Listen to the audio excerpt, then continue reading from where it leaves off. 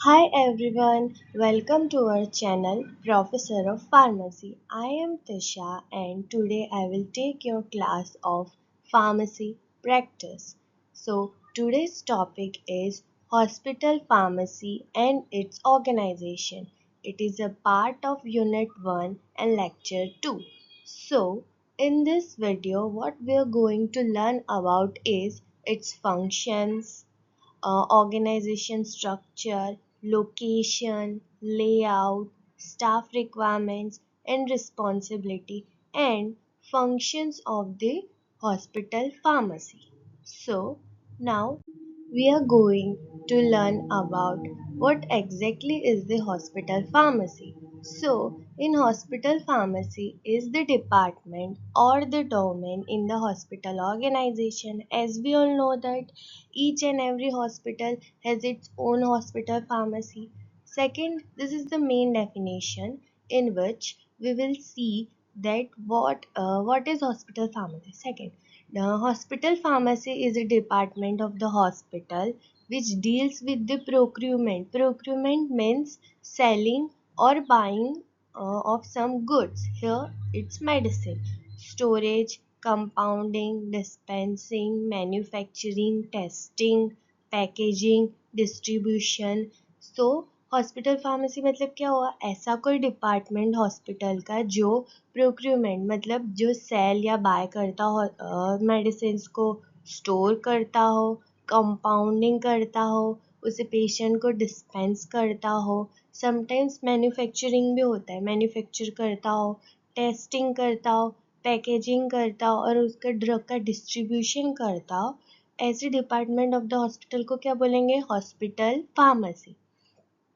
Second क्या है कि hospital pharmacy also concern with the education and research in the pharmaceutical services.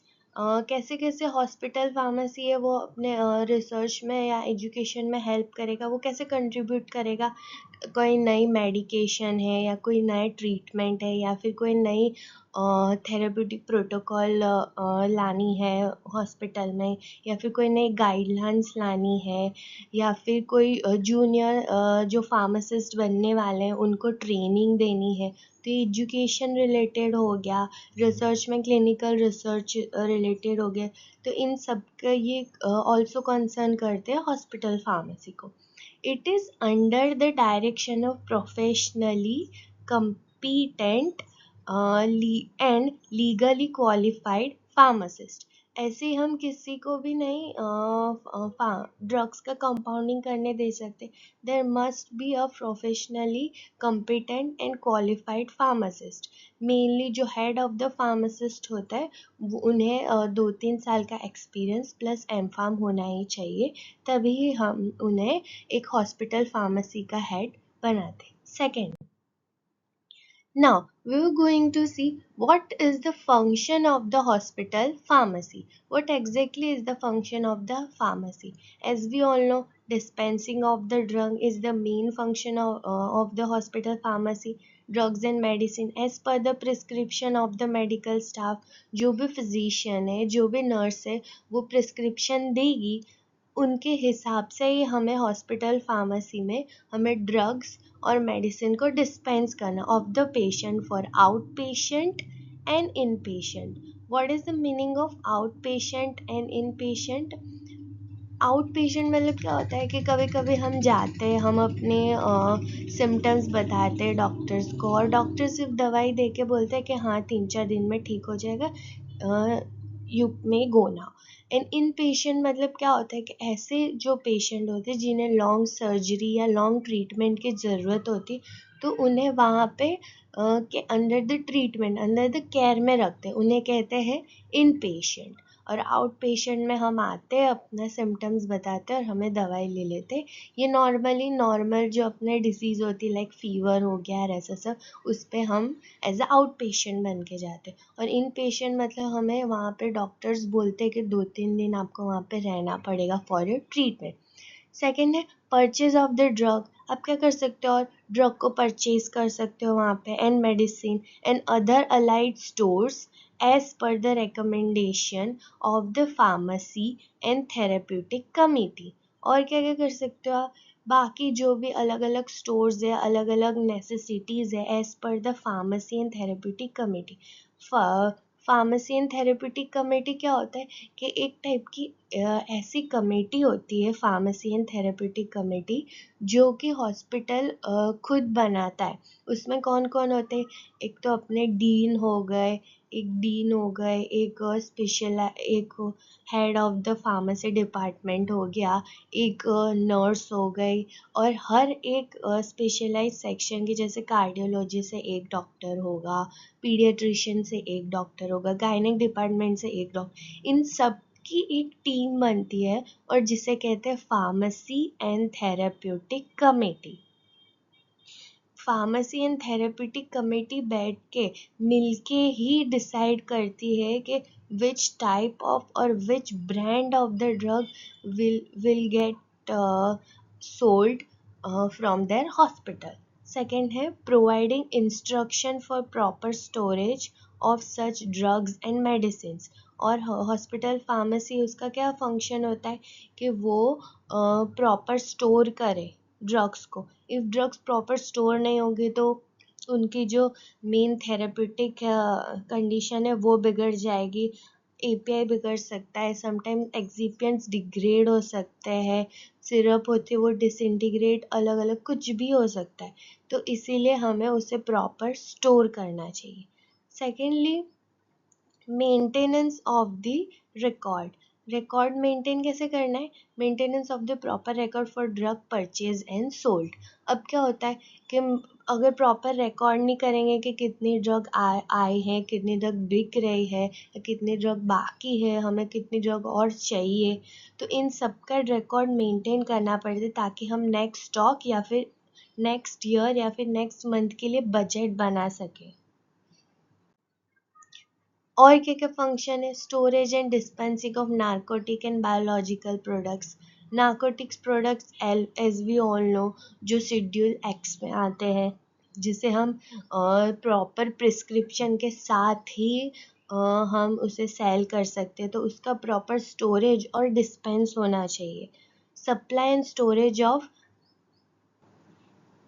और क्या हो गया कि supply and storage of ancillary products. Ancillary products मतलब क्या होता है कि वुंड बैंडेजेस हो गए, बर्न केयर ड्रेसिंग वाले जो बैंडेज हो गए, फिर मेडिकल टेप्स हो गए, अडेसिव हो गए, या नॉन वुवन गॉज हो गए, कोई भी ड्रेसिंग मटेरियल के लिए चाहिए, तो ये सारे क्या कहीं में आते हैं, इन्हें सबको क्या बोलते हैं, ये सारे कौन से टाइप के प्रोडक्ट्स होते हैं, ancillary products and articles required in the hospital. इन सब का भी सप्लाई एंड स्टोरेज कौन करता है, हॉस्पिटल फार्मेसी। सेकेंड फंक्शन है manufacture and distribution of medicaments and products such as transfusion fluid, जो भी फ्लूइड हम देते हैं आईवी में या इन्फ्यूजन में फ्लूइड्स देते हैं, ग्लूकोज वगैरह वाले, आयंस वाले, tablets, capsules, ointment, stock mixture as per hospital formulary. Hospital formulary क्या होता है कि एक लिस्ट ऑफ मेडिकेशन अवेलेबल होती है for use at the hospital और हेल्थ केयर सिस्टम। इसका मतलब क्या होता है कि कोई एक list of drugs hospital formulary होती है, वो बनाती है कि इतनी ड्रग्स है, ये ब्रांड नेम से अपने हॉस्पिटल से बिकेगी या फिर अपना हॉस्पिटल यूज़ करेगा, तो इसे कहते हैं hospital formulary. Providing the therapeutic drug monitoring service by studying the effect of various drug administered to the inpatient। अब क्या हो गया, क्या providing therapeutic drug monitoring service, मतलब कि हॉस्पिटल फार्मेसी का ये भी फंक्शन होता है कि कोई भी एक, जब फॉर एग्जांपल के कोई भी एक टाइप की ड्रग है, उनका थेरेप्यूटिक इफेक्ट आ रहा है कि नहीं पेशेंट को 100% या फिर 90%, या कितना भी आ रहा है तो कितना आ रहा है, कितने परसेंट ऑफ द पेशेंट्स में वो पॉजिटिव इफेक्ट आ रहा है कि नहीं आ रहा है, तो हमें चेंज करनी चाहिए ड्रग या नहीं, तो इन सब का स्टडी करना, और इफेक्ट्स ऑफ वेरियस ड्रग, मतलब अलग अलग ड्रग पे उनकी थेरेप्यूटिक इफेक्ट स्टडी करना, जो भी ड्रग्स पेशेंट वहाँ पे है उनके देखने के लिए होता है। सेकेंड है, और है maintaining liaison with medical staff, nursing staff and patients. Maintaining liaison मतलब क्या होगा, कोऑर्डिनेशन एंड कोऑपरेशन रखना पड़ेगा, किसके साथ, मेडिकल स्टाफ के साथ, नर्सिंग स्टाफ के साथ और पेशेंट के साथ, तभी एक हॉस्पिटल फार्मेसी अच्छे से रन कर सकती है और फंक्शन कर सकती है. सेकेंड है maintaining, to maintain nursing department and the central sterile supply unit in the hospital. Nursing department को भी मेंटेन करना पड़ेगा. समटाइम्स क्या होता है कि नर्स को सारी ड्रग्स के बारे में उनका प्रिकॉशन या नहीं पता होता, तो हॉस्पिटल फार्मेसी का रिस्पॉन्सिबिलिटी बनती है कि नर्स को जाके एजुकेट करना कि what are the important of this drug as well as to the patient also. और क्या है, central sterile supply unit in the hospital. अब एक सेंट्रल स्टेराइल सप्लाई डिपार्टमेंट होता है हॉस्पिटल का, जो सारी स्टेरलाइजेशन या फिर मेडिकल सप्लाईज या फिर क्लीनलीनेस इन सब का ध्यान रखता है. तो हॉस्पिटल फार्मेसी को ये भी ध्यान रखना पड़ेगा कि सेंट्रल स्टेराइल सप्लाई यूनिट जो हॉस्पिटल का है वो बराबर फंक्शन कर रहा है कि नहीं. सेकेंड है participate in the teaching program of nursing and pharmacy student. Hospital pharmacy को और क्या करने का, टीचिंग प्रोग्राम हो जो होते हैं नर्सिंग और फार्मेसी स्टूडेंट के, उसमें भी पार्टिसिपेट करना पड़ता है. सेकेंड है सेटअप ऑफ हॉस्पिटल फार्मेसी. अब इसमें क्या होता है कि हॉस्पिटल फार्मेसी का सिर्फ फंक्शन ये नहीं होता कि डिस्पेंस करना है, कंपाउंडिंग करना of medicine. Hospital pharmacy is a multi disciplinary department होता है जिसका इंटरकनेक्शन सारे डिपार्टमेंट्स के साथ होता है. एज यू सी, उनका पेशेंट के साथ भी इंटरेक्शन होना चाहिए, तभी वो लोग पेशेंट को अच्छे से समझा पाएंगे कि ड्रग्स कब लेनी है कब नहीं, और उनको बराबर ड्रग्स के बारे में एजुकेट करें. सेकेंड है क्लिनिकल स्टाफ के लिए भी मेडिसिन प्रोवाइड करनी पड़ती, उनके साथ भी कॉन्टैक्ट्स रखने पड़ते. सेकेंड है नर्सिंग स्टाफ के लिए और अदर डिपार्टमेंट्स को भी हैंडल करना पड़ता है. हॉस्पिटल कमेटी का में भी department of pharmacy and hospital pharmacy का बहुत बड़ा मेन रोल होता है. सेकेंड है हॉस्पिटल का एडमिनिस्ट्रेशन देखना के साथ भी उनका connection होता है. Second, what here is written is hospital pharmacy department have the interaction and provide service to the above mentioned all the department of the hospital. मतलब ये सारे डिपार्टमेंट्स जो मेंशन किए हैं इन सब के साथ हॉस्पिटल फार्मेसी को इंटरेक्ट करना पड़ता है, उन्हें टाइम टू टाइम नॉलेज देना पड़ता है और उनके साथ बैठ के मीटिंग्स भी करनी पड़ती है.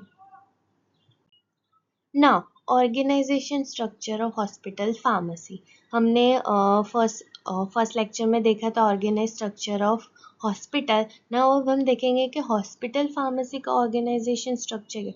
सबसे पहले क्या, डायरेक्टर, डीन और एमएस होते हैं. उसके अंडर काम कौन करता है, डायरेक्टर ऑफ फार्मा सर्विस. सबसे पहले हाईएस्ट पोजीशन पे होते हैं डायरेक्टर, होते हैं जो सारे मीटिंग्स कंडक्ट करते हैं और सब जो भी मेन फॉर्मुलरीज बनानी वो ये कौन देखता है, डायरेक्टर और डीन. सेकेंड है डायरेक्टर फार्मा सर्विसेज.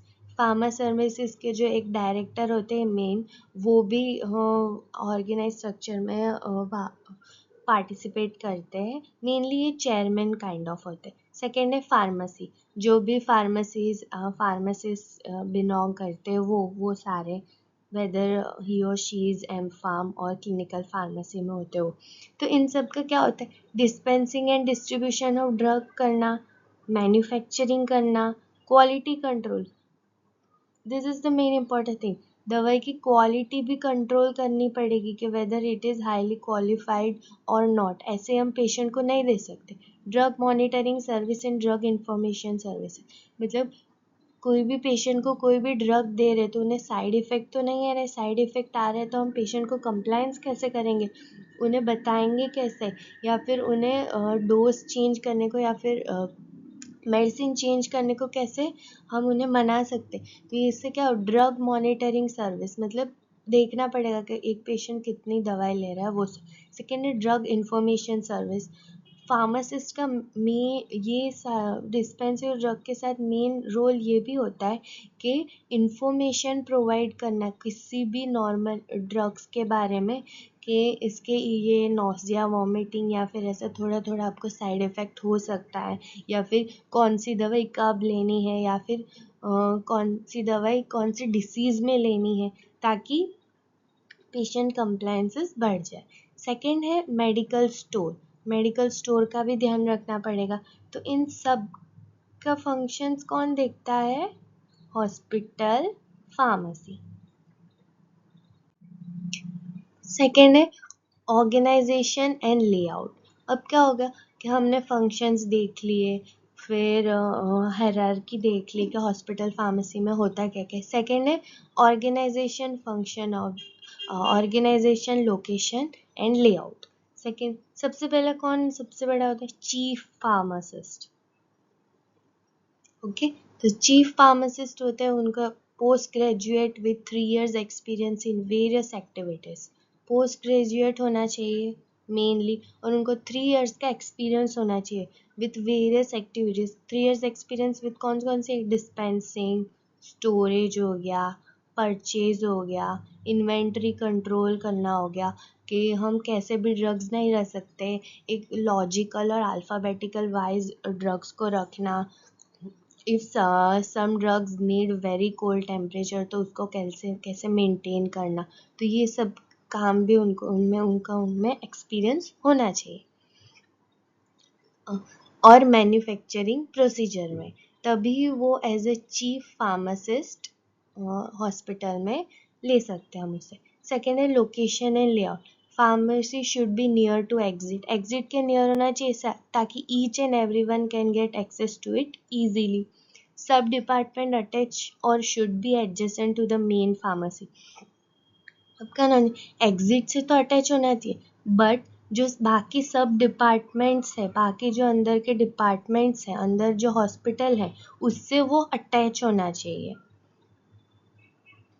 सेकेंड है ward should be easily accessible. Hospital pharmacy है, अब कोई भी इमरजेंसी कंडीशन आ गया और we need some drug immediately, तो क्या होना चाहिए कि ऐसा नहीं होना चाहिए कि हॉस्पिटल फार्मेसी बहुत दूर है तो नर्सेज या किसी को भाग भाग के लेने जाने पड़े मेडिसिन, नहीं। तो इससे क्या होगा कि आपका जो वार्ड है वो एकदम वहाँ से इजीली एक्सेसिबल होना चाहिए, ताकि समटाइम्स जो चीफ फार्मासिस्ट है वो भी जाके अपने देख सके।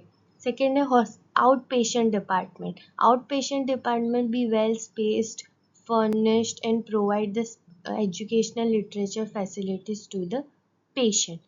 और क्या होना चाहिए कि हॉस्पिटल फार्मेसी है वो आउट पेशेंट डिपार्टमेंट होते हैं, वहाँ से एकदम ही नज़दीक और इजीली एक्सेसिबल होना चाहिए। नाउ अब है लेआउट ऑफ हॉस्पिटल फार्मेसी। मतलब हॉस्पिटल फार्मेसी एग्जैक्टली कैसे उसका स्ट्रक्चर होता है, कौन सी चीज़ कौन सा एरिया कहाँ पे होता है।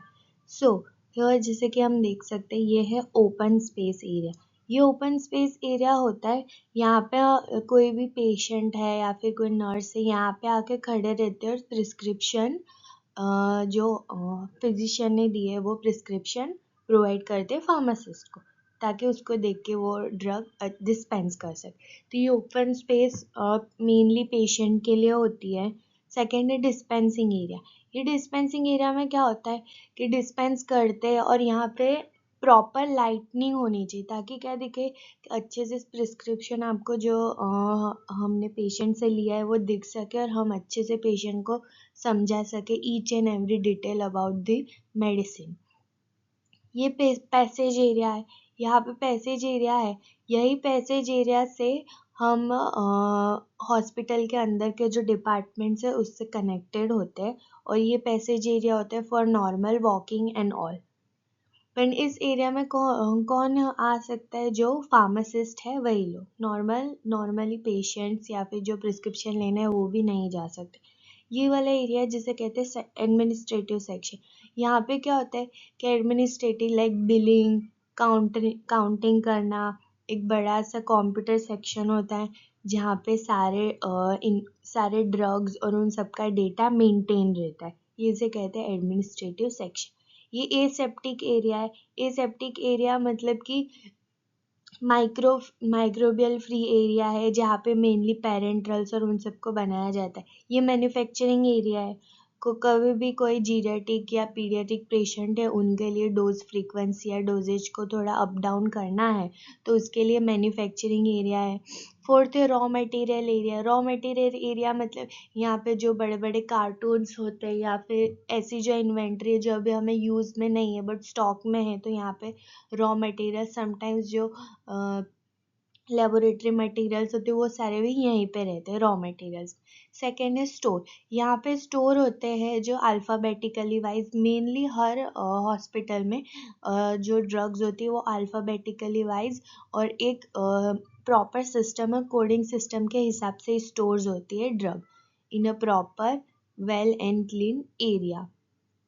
और ये जो होते हैं फिनिश प्रोडक्ट्स, मतलब यहाँ पे जो भी फिनिश प्रोडक्ट्स है वो सारे यहाँ पे स्टोर होते। तो this is the general layout of hospital pharmacy.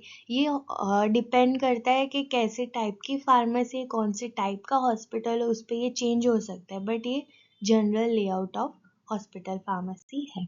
So next, staff requirements. Hospital pharmacy में कौन कौन होने चाहिए, कौन कौन से स्टाफ होने चाहिए। तो सबसे पहले जो जो भी स्टाफ हम रखेंगे वो मेनली किस पर डिपेंड करे, bed strength, functions, quality of the functions provided. मतलब बेड स्ट्रेंथ मतलब हॉस्पिटल कितने बेड का है और क्या क्या फंक्शंस होने चाहिए मेनली जो हॉस्पिटल फार्मेसी है, और quality of the function provided. इन सब ये 3 फैक्टर्स है मेनली, इस पे स्टाफ रिक्वायरमेंट मेंटेन करता है, डिपेंड करता है। सेकेंड है चीफ फार्मासिस्ट, तो हर हॉस्पिटल में होना ही चाहिए। सेकेंड है sufficient number of assistant Clarks and attenders. अब क्या चीफ फार्मासिस्ट थोड़ी ना सब कुछ कर सकते हैं, मैन्युफैक्चर वो थोड़ी ना कर सकते हैं, डिस्पेंस वो थोड़ी ना कर सकते हैं। तो उसके लिए चीफ फार्मासिस्ट के अंडर जो भी काम करेंगे असिस्टेंट क्लर्क्स, अटेंडेंट्स, जो बाकी जो फार्मासिस्ट होंगे, डिस्पेंसिंग फार्मेसी, क्लिनिकल फार्मेसी, ये सारे स्टाफ रिक्वायरमेंट्स हैं in case of manufacturing unit present. अब मैन्युफैक्चरिंग यूनिट है तो वहाँ पे भी एक फार्मासिस्ट जाएगा, तो उसका एक्सपीरियंस बताया, उनकी क्वालिफिकेशन तो क्या होना चाहिए, पीजी फार्मासिस्ट होना चाहिए, post graduated with 3 years of experience होना चाहिए, and analytical pharmacist with enough experience. और क्या होना चाहिए, उन्हें एनालिटिक्स का नॉलेज होना चाहिए विथ 3 years ऑफ एक्सपीरियंस। कौन से फार्मेसिस्ट के लिए, ऐसे फार्मासिस्ट जो मैन्युफैक्चरिंग यूनिट में काम करेंगे। Now flow chart requirement of hospital pharmacy.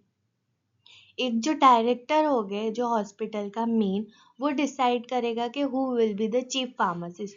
वो चीफ फार्मासिस्ट को रिक्रूट करेगा, बराबर, जो कि सुपरिटेंडेंट ऑफ फार्मास्यूटिकल सर्विसेज भी हम उनको कह सकते हैं। पर चीफ फार्मासिस्ट होगा, हमने आगे ही देखा था उनकी क्वालिफिकेशन 3 years एक्सपीरियंस होना चाहिए with M pharm and some other qualification also need. अब चीफ फार्मासिस्ट हो गए, उनके अंडर इतने सारे 1 2 3 4 फार्मासिस्ट काम करेंगे। सबसे पहला है pharmacist for drug distribution department. इनका क्वालिफिकेशन क्या है, बी फार्म। एक फार्मासिस्ट होना चाहिए जो ड्रग को डिस्ट्रीब्यूट करे, एक फार्मासिस्ट जो मेडिकल स्टोर में रहे, 2 फार्मासिस्ट होने चाहिए जो डिस्पेंस करे, किसको, ड्रग को।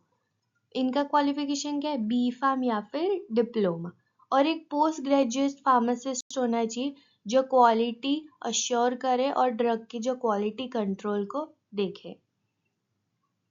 Now next is pharmacist requirement. Pharmacist हमने आगे ही देखा था कि हम कितने भी चाहे उतने फार्मासिस्ट को रिक्रूट नहीं कर सकते हॉस्पिटल फार्मेसी। हॉस्पिटल की जो बेड स्ट्रेंथ है, हॉस्पिटल की जो स्ट्रेंथ है, उसके ऊपर डिपेंड करेगा कि हॉस्पिटल में फार्मासिस्ट कितने होने चाहिए। अब अगर आपका हॉस्पिटल है जिसके 50 बेड स्ट्रेंथ है, तो नंबर ऑफ फार्मासिस्ट 3 होने चाहिए। सिमिलरली 100 बेड स्ट्रेंथ है तो 5 pharmacists will be needed. 200 bed strength है तो 8 pharmacy will be needed. 300 so 10 pharmacists will be needed. 500 bed strength तो 15 pharmacy needed, and so on. Now floor and space requirement. Floor and space requirement मतलब आपने pharmacy तो खोल लिया, but कितने floor की फार्मेसी होनी चाहिए, उसका प्रॉपर एरिया क्या होना चाहिए बेड वाइज, उस पर डिपेंड करेगा वो भी किस पे डिपेंड करेगा, टाइप ऑफ द हॉस्पिटल उस पे। तो फर्स्टली क्या है, should confirm to the normal leads down by the drugs and cosmetic act 1940। जो ड्रग एंड कॉस्मेटिक एक्ट है 1940 का, उसके हिसाब से पहले तो आपका फ्लोरिंग और स्पेस रिक्वायरमेंट होना चाहिए, बराबर। सेकेंड है, pharmacy requires minimum 250 square feet. कोई भी एक स्मॉल साइज्ड हॉस्पिटल है या फिर मीडियम साइज हॉस्पिटल है, उसमें 250 स्क्वायर फीट का तो फार्मेसी होना ही चाहिए। Here are some other example, 10 square feet पर बेड है तो आपका 100 बेडेड हॉस्पिटल है तो उसमें 100 बेड हॉस्पिटल लगे। अगर आपके 200 बेड हॉस्पिटल है तो उसमें 6 स्क्वायर पर फीट बेड होंगे। लार्ज हॉस्पिटल है तो उसमें 5 स्क्वायर पर फीट बेड होंगे। अगर कोई टीचिंग हॉस्पिटल है तो उसके लिए क्या, लार्ज स्पेस चाहिए। सेकेंड है, responsibility of hospital pharmacy. Hospital pharmacist है, उनकी रिस्पॉन्सिबिलिटीज क्या क्या है, तो सबसे पहले इसको दो में डिवाइड किया, एक इन पेशेंट फार्मासिस्ट रिस्पॉन्सिबिलिटी और एक out patient. Firstly we will see in patient pharmacist responsibility. इसमें क्या होता है, सेंट्रल ड्रग डिस्पेंसिंग एरिया होना चाहिए, एक सेंट्रलाइज डिस्पेंसिंग एरिया होना चाहिए जहाँ पे पेशेंट इन पेशेंट आएंगे, प्रिस्क्रिप्शन देंगे और उन्हें डिस्पेंस की जाएगी मेडिसिन। पेशेंट केयर एरिया होना चाहिए, डायरेक्ट पेशेंट केयर एरिया होना चाहिए, जनरल रिस्पॉन्सिबिलिटीज होनी चाहिए। जनरल रिस्पॉन्सिबिलिटीज में प्रिस्क्रिप्शन चेक करना, उन्हें बराबर मेंटेन कर रहे हैं कि नहीं वो देखना, या फिर पेशेंट बराबर दवाई ले रहा है कि नहीं। तो ये सब ये मेन 4 रिस्पॉन्सिबिलिटीज है for in patient pharmacist responsibility. बाकी इन पेशेंट और इंडोर फार्मासिस्ट रिस्पॉन्सिबिलिटी और क्या क्या है, तो सेंट्रल ड्रग डिस्पेंसिंग है, उसमें क्या होता है, डिस्पेंसिंग ऑफ ड्रग को डिस्पेंस करना, check accuracy of dosages prepared, dosages जो भी प्रिपेयर किया उसकी एक्यूरेसी चेक करना, कौन से जो आईवी प्रिपरेशन में आते हैं वो, proper record maintenance in preparation of B, जो भी रिकॉर्ड मेंटेन करना कि पहले कौन सी दवाई चल रही थी अब कौन सी चल रही है या फिर कौन सी स्टॉप हो गई है, और उनका बिल प्रिपेयर करना। Keep abreast of the drug information, मतलब ईच एंड एवरी ड्रग की इंफॉर्मेशन, उनके साइड इफेक्ट, एडवर्स इफेक्ट, उनकी डोजेज फ्रीक्वेंसी, ये सब पेशेंट को पता होना चाहिए। और ये इंफॉर्मेशन कौन प्रोवाइड करता है, pharmacist. Train the new personal regarding the policies and procedure, अगर कोई भी नया पर्सनल रिक्रूट हुआ है या फिर कोई भी नर्स आई है तो फार्मासिस्ट की क्या रिस्पॉन्सिबिलिटी होती है कि उन्हें न्यू पॉलिसीज या फिर वहाँ के जो प्रोसीजर है उनको ट्रेन करना, उनके बारे में। Communicate with all the pharmacy staff, सारे फार्मेसी के स्टाफ के साथ कम्युनिकेट करना regarding new development in the hospital. हमें भी पता है कि हॉस्पिटल में अलग अलग पॉलिसीज और रूल्स जनरेट होते रहते हैं, तो जो चीफ फार्मासिस्ट है उनकी रिस्पॉन्सिबिलिटी होती है कि वो न्यू पॉलिसीज को एजुकेट करना, उनके बारे में ट्रेन करना, उनके बारे में एक्नॉलेज करना सारे फार्मेसी स्टाफ को। Coordinate with available staff to best possible use of personal and resource, staff के साथ अच्छे से कोऑर्डिनेट करना, वर्क डिवाइड करना, ताकि उनके बेस्ट रिसोर्सेज और पर्सनल को हम यूज कर सके। सेकेंड है patient care area. Patient care area में क्या क्या फार्मासिस्ट का काम होता है, report with the nurse involve with administration of medication. अब क्या होता है, नर्स के साथ इन्वॉल्व होना with the administration of medication, मतलब फार्मासिस्ट का काम क्या होता है कि नर्स के साथ इन्वॉल्व होके जो भी पेशेंट को मेडिकेशन एडमिनिस्टर करने उसका रिपोर्टिंग कर, deal with administration problem and ensure adequate supplies maintain. एडमिनिस्ट कोई भी जीडियाटिक या पीडियाटिक पेशेंट है तो उनको कोई दिक्कत आ रही है ड्रग एडमिनिस्टर करने में या कोई प्रॉब्लम हो रही है तो वो भी उनको डिस्कस करना और उनकी हेल्प करना है। एंश्योर एडिकेट सप्लाईज मेंटेन, बराबर। अब क्या होता है कि एडिकेट सप्लाईज मेंटेन मतलब time to time drug supply हो रही है कि नहीं पेशेंट को, वो भी मेंटेन, उनकी भी देख रेख।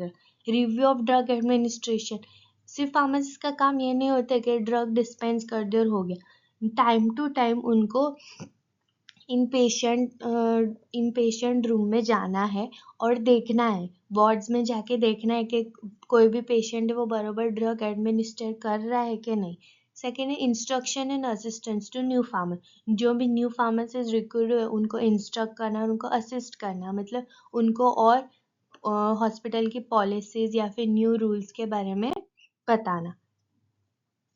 Direct patient care area, direct patient care area में क्या क्या करना, identify drug bought by the patient, जो भी ड्रग पेशेंट अपने पास मेडिकल हिस्ट्री से ड्रग लाए हैं उन्हें आइडेंटिफाई करना। Medical history and communicate for present treatment regiment, और फार्मासिस्ट का काम क्या होता है कि जो भी मेडिकल हिस्ट्री है पेशेंट की उन्हें जानना और कम्युनिकेट करना कि पहले जो आपकी मेडिकेशन थी अब जो प्रेजेंट ट्रीटमेंट आई है वो कब लेनी है, कैसे लेनी है और उनका इम्पोर्टेंस क्या है। Assistance in selection of drug, selection of, अब हमें पैसे पता है कि फार्मासिस्ट का एक ये भी वर्क होता है कि पेशेंट काउंसलिंग करना, तो समटाइम्स पेशेंट फार्मासिस्ट को बता देते हैं कि उन्हें कौन से टाइप की ड्रग सूट नहीं कर रही या कौन से टाइप की ड्रग दिक्कत आ रही है एडमिनिस्टर करने में। तो उससे क्या होगा कि फार्मासिस्ट सजेस्ट कर सकता है नर्स या फिर मेनली फिजिशियन को टू चेंज द ड्रग, जिससे क्या होगा कि पेशेंट कंप्लायंस बढ़ जाएगा। Monitors patient regarding the therapy, patient को थेरेपी के बारे में इंट्रोड्यूस करना या फिर अवेयर करना। पेशेंट काउंसलिंग ड्यूरिंग डिस्चार्ज, जब भी पेशेंट डिस्चार्ज हो रहा है तो उन्हें काउंसलिंग करना कि उन्हें टाइम टू टाइम मेडिकेशन लेनी है, अगर उन्हें फिर से कोई दिक्कत आ रही है तो वापस आना है। Participate in cardiopulmonary emergency, drugs, charting and necessary procedure that require pharmacist aid. Cardiopulmonary कोई भी हार्ट रिलेटेड इमरजेंसी है उनमें पार्टिसिपेट करना और उनकी ड्रग्स डिसाइड करना, उनका चार्टिंग देखना या फिर नेसेसरी जो जो भी प्रोसीजर्स हैं वहाँ पे वो देखना एंड मैनी मोर। सेकेंड है जनरल रिस्पॉन्सिबिलिटी, फार्मासिस्ट की जनरल रिस्पॉन्सिबिलिटी क्या है, to provide in service training and education. और क्या क्या हो सकता है कि एक हॉस्पिटल है वहाँ पे ट्रेनिंग और एजुकेशन प्रोवाइड करना, कहाँ किसको, इसको फार्मासिस्ट को, चीफ फार्मासिस्ट है उनके अंडर बाकी जो क्लिनिकल फार्मासिस्ट है या डिस्पेंसिंग उन्हें ट्रेनिंग और एजुकेशन देना, जो फार्मासिस्ट स्टूडेंट हैं वहाँ के उन्हें प्रॉपर ट्रेनिंग एंड एजुकेशन देना, कौन से how to dispense, how to compound, how to manufacture a drug. Nurse और नर्सिंग स्टूडेंट है उन्हें हर एक ड्रग के बारे में उनका इम्पोर्टेंस, उनका एडवर्स इफेक्ट, उनकी dosing frequency, route of admin, ये सब के बारे में एजुकेट करना है। फिजिशियन एंड मेडिकल स्टूडेंट, जो भी मेडिकल स्टूडेंट है या फिर फिजिशियन है, कोई भी नई टाइप की ड्रग इंट्रोड्यूस हुई है मार्केट में या फिर मेडिकल स्टूडेंट है उन्हें भी हर एक ड्रग के बारे में इंट्रोड्यूस करना, उनकी फ्रीक्वेंसी डोजेज सब समझाना। To provide information regarding drugs to physician nurses and other health care profession, कोई भी नई ड्रग है या फिर कोई भी ड्रग की इंफॉर्मेशन है वो फिजिशियन नर्सेज या अदर हेल्थ केयर प्रोफेशंस को बताना। सेकेंड है outdoor pharmacist responsibilities, outdoor pharmacist like अभी हमने देखा कि इंडोर फार्मासिस्ट की रिस्पॉन्सिबिलिटीज क्या क्या होती है, तो नाउ अब हम देखेंगे आउटडोर फार्मासिस्ट होते हैं उनकी रिस्पॉन्सिबिलिटी क्या क्या होती है। तो फर्स्ट देखेंगे हम सेंट्रलाइज ड्रग डिस्पेंसिंग एरिया, वहाँ पे उनकी रिस्पॉन्सिबिलिटीज क्या क्या होती है। Firstly pharmacist ensure that proper techniques are used in extemporaneous compounding, मतलब एक्सटेम्पोरेनियस कंपाउंडिंग क्या होता है कि is a preparation of therapeutic product of an individual patient in response to identical need, मतलब कि पर्सनलाइज नीड, पर्सनलाइज सिचुएशन के हिसाब से जो कंपाउंडिंग में हम मैनिपुलेट करते हैं उसे कहते हैं एक्सटेम्पोरेनियस कंपाउंडिंग। और क्या है, प्रोवाइड एडिक्वेट रिकॉर्ड रखना, keeping bill in respect to patient medication particular, record of investigational drug records of outpatient bill for charge of the service material or furnished by the department। और क्या क्या record रखना, उनका billing records रखना, उनके patient medicals जो particular prescription है या फिर इन्वेस्टिगेशनल ड्रग रिकॉर्ड्स है या फिर पेशेंट बिल है जो कि उनको सर्विस के लिए चार्ज करना है, और बाकी furnishing of by the department, इन सारे के फार्मासिस्ट को इंश्योर करना है, उनका रिकॉर्ड रखना है। Correctly maintaining the prescription file, patient की जो प्रिस्क्रिप्शन फाइल है उन्हें मेंटेन करना है, प्रॉपर चेक करते रहना है। Keep the outdoor pharmacy neat and tidy manner, neat और टाइडी मैनर में रखना है, साफ सुथरा। Patient care area, outdoor pharmacist का पेशेंट केयर एरिया में क्या क्या फंक्शन होता है? Product inspect the medication area on the nursing unit and to make sure that they are always adequate supplies with other articles require. इन्हें periodically मतलब time to time inspect करना है कि जो नर्सिंग यूनिट एरिया है या फिर जो पेशेंट के बेड साइड में मेडिसिन है वो एडिक्वेट है, फुल्ली सप्लाइड है कि नहीं, इफ़ ख़त्म हो गए तो उन्हें रिफ़िल करना। इन सब का काम इंस्पेक्ट करना किसका काम होता है? पेशेंट फार्मासिस्ट का काम होता है, वो भी outdoor pharmacist. To identify drugs bought into the clinic by patient and record the patient medication history. और क्या क्या करना है? To identify drug bought into the clinic, मतलब कि जो पेशेंट ने अपने पास मेडिकल हिस्ट्री से जो भी ड्रग्स लाया है क्लिनिक में, उन्हें मेंटेन करना, उन्हें आइडेंटिफाई करना, उनका रिकॉर्ड भी रखना, ताकि क्या हो कि पेशेंट मेडिकल हिस्ट्री में वो लिख सके। Monitoring of the drug, drug monitoring करना कि अच्छे से कंपाउंड हो रही है कि नहीं, इफ डिस्पेंस हो रही है कि नहीं, इफ डिस्पेंस हुई है तो patient properly time to time वो ड्रग ले रहा है कि नहीं। To counsel the patient on proper use of their medication, patient को काउंसिल करना है कि मेडिकेशन है जो दी है उन्हें दवाई, वो कैसे प्रॉपर यूज़ किया जाए, खाने से पहले ली जाए, खाने के बाद लेनी, ताकि उनका most effective way of dose में उन्हें मिल सके। And prepare the medication for IV administration, IV administration के लिए जो भी मेडिकेशन देनी है वो भी प्रिपेयर करता है। बाकी जनरल रिस्पॉन्सिबिलिटी क्या है? To coordinate overall pharmaceutical need of the outdoor service area and exercise adequate control over such drug, सारे कोऑर्डिनेट करना। सो जो भी फार्मास्यूटिकल नीड है, फार्मास्यूटिकल डिवाइसेस चाहिए या फार्मास्यूटिकल ड्रग चाहिए या फिर कोई स्पेशलाइज्ड ट्रीटमेंट चाहिए तो उन सब का कोऑर्डिनेट करना। To ensure all the drugs are handled properly such as storage of investigational drug, कोई भी ड्रग है उन्हें प्रॉपर स्टोरेज हो रहा है कि नहीं, उन्हें नर्सेज प्रॉपरली हैंडल कर रही है कि नहीं, कोई स्पेशलाइज्ड ड्रग है जिन्हें लो टेम्परेचर में देना चाहिए तो वो प्रॉपर हैंडलिंग हो रहा है कि नहीं उनका, इन सब देखना भी responsibility pharmacist. To participate in cardiopulmonary emergency, हमने आगे ही देख लिया था। To provide for in service education, education and training देने के से फार्मासिस्ट या फार्मासिस्ट स्टूडेंट को, pharmacist students send for practical training, जैसे हम कॉलेज में प्रैक्टिकल ट्रेनिंग्स के लिए जाते हैं, वहाँ पे वीक में पोस्टिंग होती है हमारी फार्मेसी में, जहाँ पे हम प्रॉपर कंपाउंड और डिस्पेंसिंग करना सीखते हैं अंडर द चीफ फार्मासिस्ट, और वहाँ के जो फार्मासिस्ट हैं उनके under. Thank you for listening to me. At end, this leads to the end of our chapter Hospital Pharmacy and its organization. From next class, we will learn about adverse drug and its reaction. Till then, subscribe this channel.